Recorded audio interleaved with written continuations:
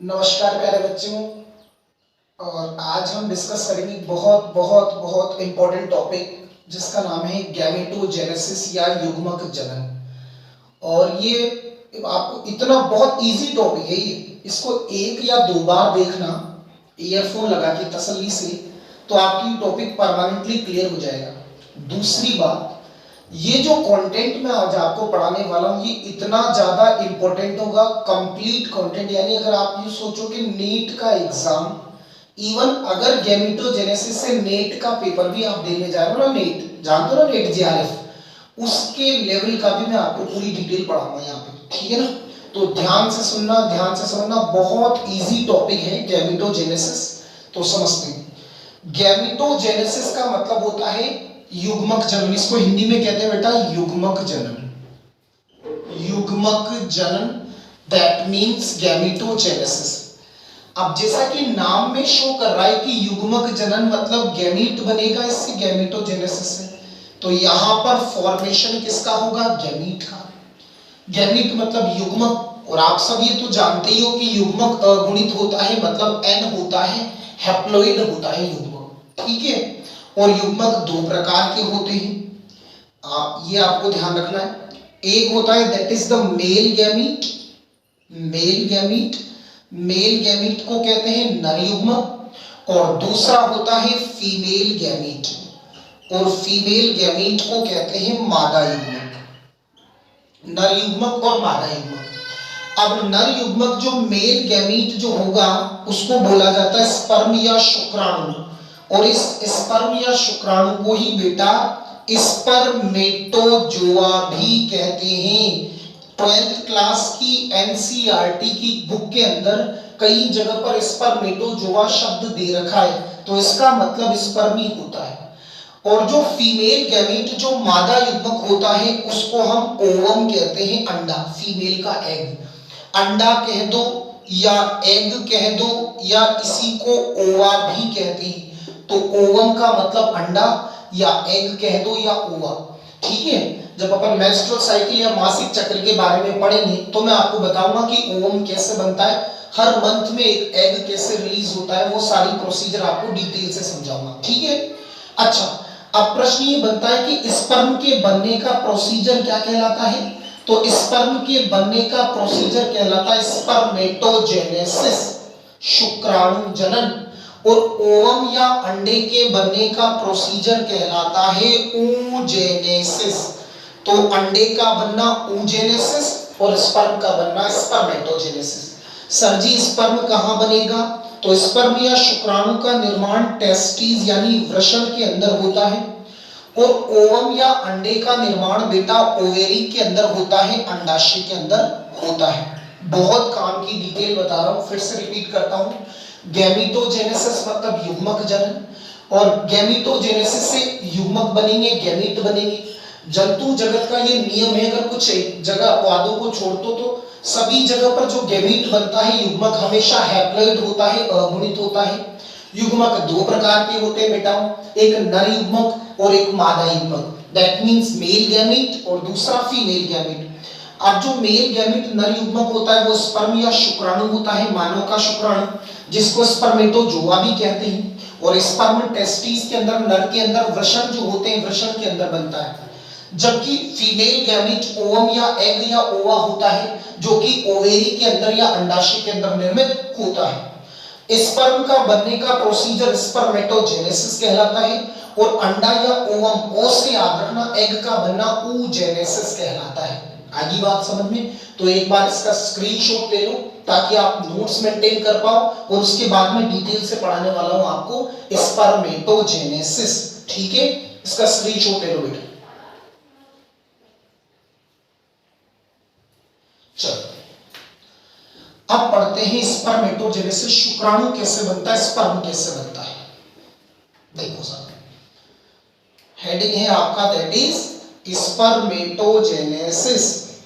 बहुत easy topic है, बहुत इजी। स्पर्मेटोजेनेसिस क्लास में एक या दो बार आप इसको देखोगे जिसमें याद हो जाएगा, और कंप्लीट डिटेल देखो।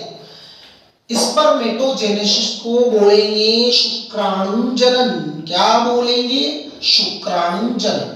ठीक है साहब। अब शुक्राणु जनन जो स्पर्मेटोजेनेसिस होगा, इस प्रक्रिया के द्वारा स्पर्म बनेगा, शुक्राणु बनेगा साहब। ठीक है। शुक्राणु बनता कहाँ है, तो हमने पढ़ा अभी कि टेस्टिस के अंदर बनता है, वृषण में बनता है। वृषण के अंदर पाई जाती है शुक्र जनन नलिकाएं, सेमिनिफेरस ट्यूब्यूल्स, सेमिनिफेरस ट्यूब्यूल्स शुक्र जनन नलिकाओं में बनता है। यानी अटी देखो, अटी ये देखो, ये वन पेयर हो गए टेस्टिस, इसके अंदर पाई जाती है सेमिनिफेरस ट्यूब्यूल्स और इनके अंदर पाई जाती है जर्म सेल यानी जनन कोशिकाएं, और इन्हीं जनन कोशिका कह दो या प्रीमोर्डियल जर्म सेल कह दो, प्रीमोर्डियल जर्म सेल, आद्य जनन कोशिकाएं, प्रीमोर्डियल जर्म सेल, इन्हीं से बेटा स्पर्म या शुक्राणु बनता है। ध्यान रखना। तो वृषण के अंदर, टेस्टिस के अंदर जो सेमिनिफेरस ट्यूब्यूल्स होती हैं, शुक्र जनन नलिकाएं होती है, उनमें पाई जाती है प्रीमोर्डियल जर्म सेल, आद्य जनन कोशिकाएं, और इन्हीं आद्य जनन कोशिकाओं से बेटा स्पर्म या शुक्राणु बनता है। एक चीज बता दूं, ये बेटा ह्यूमन के अंदर स्पर्मेटोजेनेसिस 74 डेज में कंप्लीट होता है। मोस्ट इंपॉर्टेंट प्रोसीजर है, ये ध्यान रखना।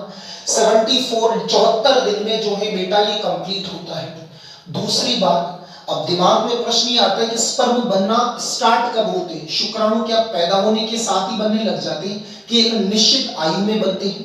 तो बेटाओं इस बात को ध्यान रखना, ये स्टार्टिंग होते हैं प्यूबर्टी के टाइम। प्यूबर्टी मतलब जैसे ही यौना अवस्था या यौनारंभ स्टार्ट होता है, यौनारंभ 12 से 14 वर्ष की आयु होती है, तो नर के शरीर के अंदर उस बालक की बॉडी में कुछ चेंजेस होंगे और GnRH गोनेडोट्रोपिन रिलीजिंग हार्मोन जो कि हाइपोथैलेमस प्रोड्यूस करता है।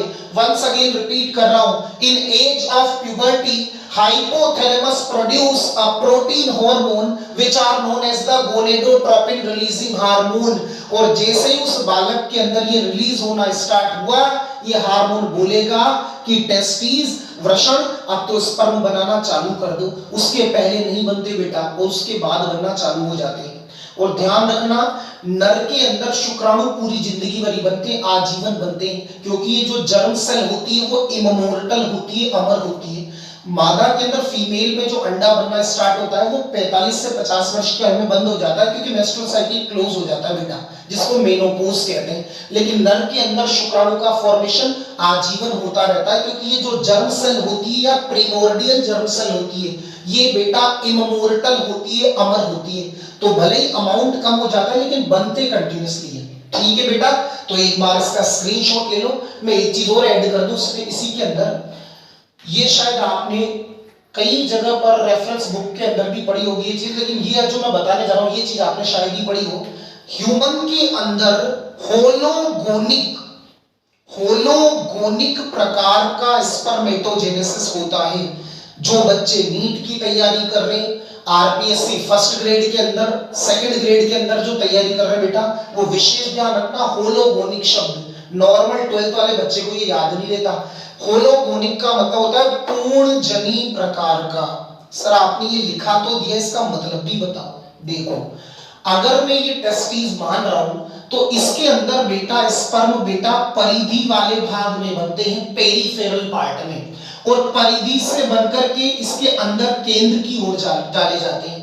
जब भी शुक्राणु का निर्माण परिधि मतलब पेरिफेरल जोन में होता है, बाहर की तरफ, और उनको अंदर की तरफ डाला जाता है, फेंका जाता है, दैट इज द होलोगोनिक टाइप या पूर्णजनी प्रकार। लेकिन इंसेक्ट के अंदर, कुछ कीटों के अंदर, नीमाटोड या नीमेटोड्स के अंदर क्या होता है, अंदर की तरफ बनता है और बाहर डाला जाता है, उसको टीलोजेनिक कहते हैं बेटा। टीलोगोनिक या टीलोजेनिक एक ही बात है, हिंदी में बोलते हैं अंत्यजनी प्रकार, अंत्यजनी प्रकार। तो क्या बोला कि गैमेटोजेनेसिस का जो प्रोसीजर होता है मनुष्य के अंदर होलोगोनिक प्रकार का होता है।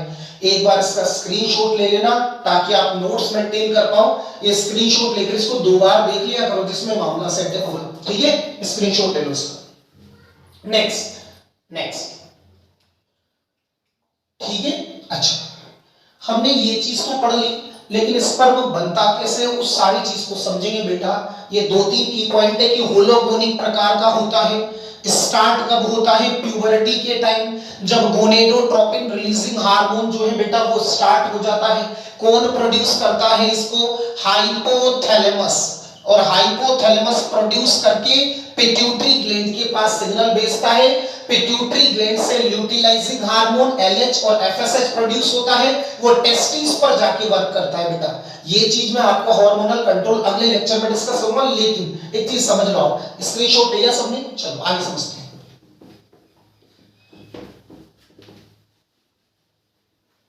देखो, स्पर्मेटोजेनेसिस का प्रोसीजर जो 74 डेज में हो रहा है, मेल के अंदर हो रहा है। पहली बात तो ध्यान रखना, स्पर्म मेल में ही बनेगा, ठीक है ना। तो मेल के अंदर जो स्पर्म बन रहा है 74 डेज में बन रहा है, होलोजेनिक टाइप का है बेटा।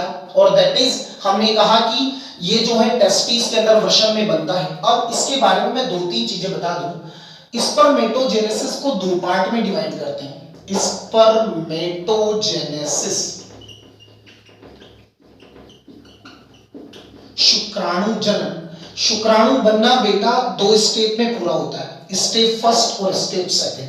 ध्यान देना, पहली स्टेप में स्पर्मेटिड बनती है बेटा, फॉर्मेशन ऑफ स्पर्मेटिड शुक्राणु पूर्वी कोशिका का निर्माण पहली स्टेप के अंदर ये बढ़ जाएगी बेटा। और जब स्पर्मेटिड या शुक्राणु पूर्वी कोशिका बन जाएगी तो बेटा फिर स्पर्म बनेगा, और स्पर्म का बनना कहलाता है स्पर्मियोजेनेसिस। कई बच्चा गलती कर देता है इन दोनों में, स्पर्मेटोजेनेसिस और स्पर्मियोजेनेसिस। अरे शुक्राणु का बनना, स्पर्म का बनना, पूरी प्रोसीजर तो स्पर्मेटोजेनेसिस कहलाती है। और स्पर्मेटिड यानी शुक्राणु पूर्वी कोशिका से, स्पर्मेटिड से स्पर्म का बनना, स्पर्मेटिड से स्पर्म का बनना स्पर्मियोजेनेसिस कहलाता है। अच्छा, आपने शायद ये पढ़ा भी नहीं होगा, मैं आपको एक चीज बताने जा रहा हूं, उसको आप नोट कर लो, ये बहुत काम की चीज है। शुक्राणु पूर्वी कोशिका के बनने के प्रोसीजर को स्पर्मेटोसाइटोजेनेसिस कहते हैं। मोस्ट इंपॉर्टेंट है, स्पर्मेटोसाइटोजेनेसिस। ये आपको बहुत रेयर मिलेगा, ध्यान रखना। शुक्राणु, अरे इनको स्पर्मेटिड कहते हैं, तो स्पर्मेटिड का बनना स्पर्मेटोसाइटोजेनेसिस कहलाता है, शुक्राणु पूर्वी कोशिका का निर्माण। ठीक है बेटा, अगले लेक्चर के अंदर मैं इसका फ्लो चार्ट लेकर के आऊंगा, और साथ में स्पर्म की स्ट्रक्चर कैसी होती है, छोटे छोटे वो बनाऊंगा वीडियो बेटा, और काफी ज्यादा डिटेल को एक साथ आपके समक्ष प्रस्तुत करूंगा। ठीक है प्यारे बच्चों।